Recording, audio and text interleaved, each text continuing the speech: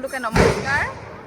মেঘালী জোনালী চেনেললৈ স্বাগতম জনাইছোঁ। আজি মই আহিছোঁ মৰা ধনশিৰিৰ এয়া ছট পূজা অনুষ্ঠান চলি আছে। ইয়াতে মই আহিছোঁ। ইয়াত কেনেকৈ কি বিধিৰে পূজা কৰা হয় সেইবোৰ সকলো দেখাম। ছট পূজা কৰা হয়। ছট পূজা হ'ল সূৰ্যৰ উপাসনা কৰা হয়। সূৰ্য দেৱতাক উপাসনা কৰা হয়। সূৰ্য দেৱতাক উপাসনা কৰি 3 দিন লঘনে থকা হয়, নিৰ্জলা ব্ৰত ৰখা হয়। ধনশিৰিৰ ছট ঘাটলৈ এয়া চাওক, নদী, এইটো মৰা ধনশিৰি নদী হয়। নদীৰ কিনাৰত আমি আহিছোঁ। এয়া ছট ঘাট, ইয়াতে ছট পূজা কৰা হয়। পূজা আচলতে সূৰ্য দেৱতাক উপাসনা কৰা হয়। 3 দিনে উপাসনা কৰা হয়। প্ৰথম দিনা হয় গা পা ধুই নিৰামিষ আহাৰ গ্ৰহণ কৰি ব্ৰতটো ৰাখি নিৰ্জলা ব্ৰত দিনটো ৰাখে। তাৰপিছত নেক্সট দিনাখন তেওঁলোকে পায়স আৰু ৰুটি বনাই পূজা কৰে। পূজা কৰি কেনে এইখিনি গ্ৰহণ কৰি নেক্সট দিনা আকৌ তেওঁলোকে নিৰ্জলা ব্ৰত ৰাখে। তাৰপিছত নিৰ্জলা ব্ৰত ৰাখি নদীৰ ঘাটত আহে। এইদৰে ফলৰ টুকুৰি লয়। তাৰপিছত ৰাতিখন তেওঁলোকে ঘৰত উভতি যায়। তাৰপিছত আকৌ ৰাতিপুৱা আহে। ৰাতিপুৱা আহি কেনে আকৌ সূৰ্যক উপাসনা কৰে। যেতিয়া সূৰ্য উদয় হয় তাৰপিছত ব্ৰতটো তেওঁলোকে এয়া হ'ল আমাৰ মেঘালী, এয়া জোনালী আৰু এইজনী হ'ল মেঘালী। ছট পূজাৰ বাবে এয়া পানীত চাকি জ্বলাইছে। এয়া হ'ল জোনালী চাকি জ্বলাই। এয়া হ'ল মেঘালীৰ বান্ধৱী কৃতিকা। হাই কৈ দিয়া। এওঁলোকে খেলি আছে, এতিয়া পানীত খেলি আছে। ঘৰৰ পৰা নদীৰ ঘাটলৈকে কিদৰে ফলৰ টুকুৰি লৈ অহা হয় সকলো দেখুৱাম। ছট পূজাৰ মেইন প্ৰসাদ হ'ল ঠেকুৱা বনাবৰ বাবে এয়া মই প্ৰস্তুতি কৰি আছোঁ। চাওক, এয়া ঠেকুৱা বনাম এতিয়া। মেইন প্ৰসাদ হ'ল ঠেকুৱা, লগতে সকলো ধৰণৰ ফল মূল থাকে। এয়া ঠেকুৱা প্ৰস্তুত কৰা হৈ আছে। এয়া ঠেকুৱা বনোৱা হৈ আছে। ঠেকুৱাত সামগ্ৰী থাকে আটা, চুজি, নাৰিকল, কিচমিচ, কাজু, ঘিউ, বাদামো দিব পাৰে। এইবোৰ দি ঠেকুৱা বনোৱা হয়। ঠেকুৱা অলৰেডি ৰেডিয়ে হৈ গ'ল। এতিয়া ফলৰ টুকুৰি লৈ যাবলৈ ৰেডি হৈ গৈছে। ফলৰ টুকুৰি সজাই আছে। এতিয়া ফলৰ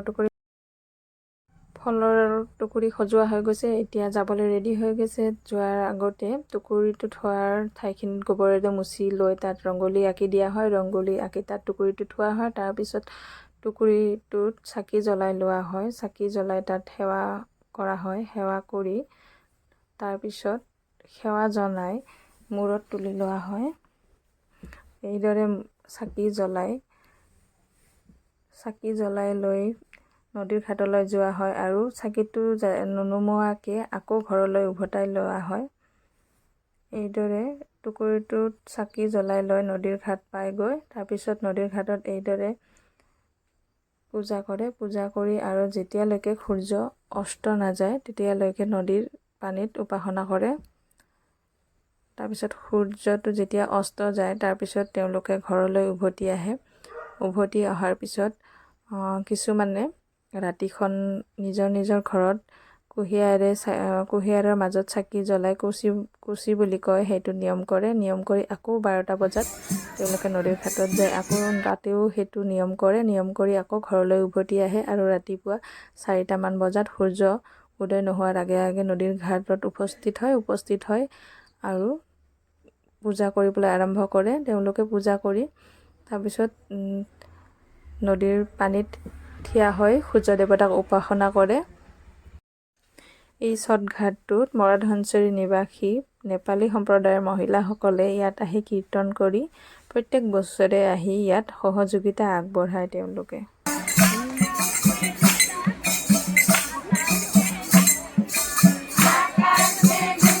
এতিয়া হৈছে ৰাতিপুৱা 3:30 বাজি গ'ল। এতিয়া এইদৰে টুকুৰি আকৌ বাহিৰত ওলোৱা হয়।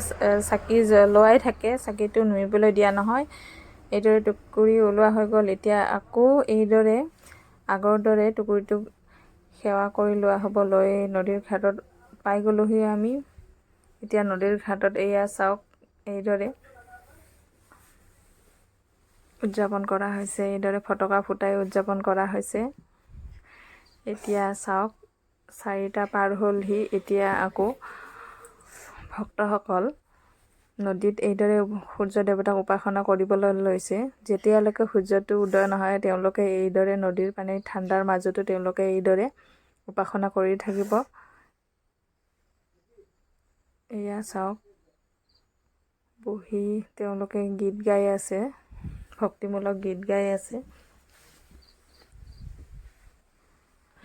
এতিয়া সূৰ্য উদয় হ'বলৈ সময় হৈছে, সেইকাৰণে ভক্তসকলক সূৰ্য উদয় হোৱাৰ আগৰে পৰা তেওঁলোকে এইদৰে ব্ৰত ৰাখি নদীৰ পানীত থিয় হৈ সূৰ্যক উপাসনা কৰি আছে।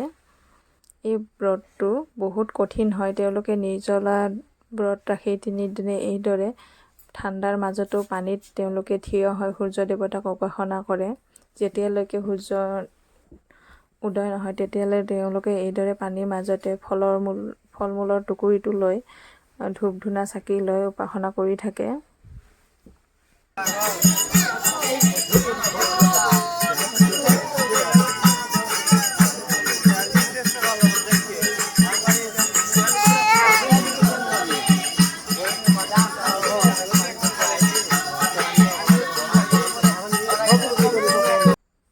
সূৰ্য উদয় এতিয়া হৈ গ'ল। সকলোৱে ফল মূলৰ টুকুৰিবোৰ লৈ গৈ নদীত এইদৰে পানীত স্পৰ্শ কৰাই আছে। স্পৰ্শ কৰাই এইদৰে সূৰ্য নমস্কাৰ দি আছে।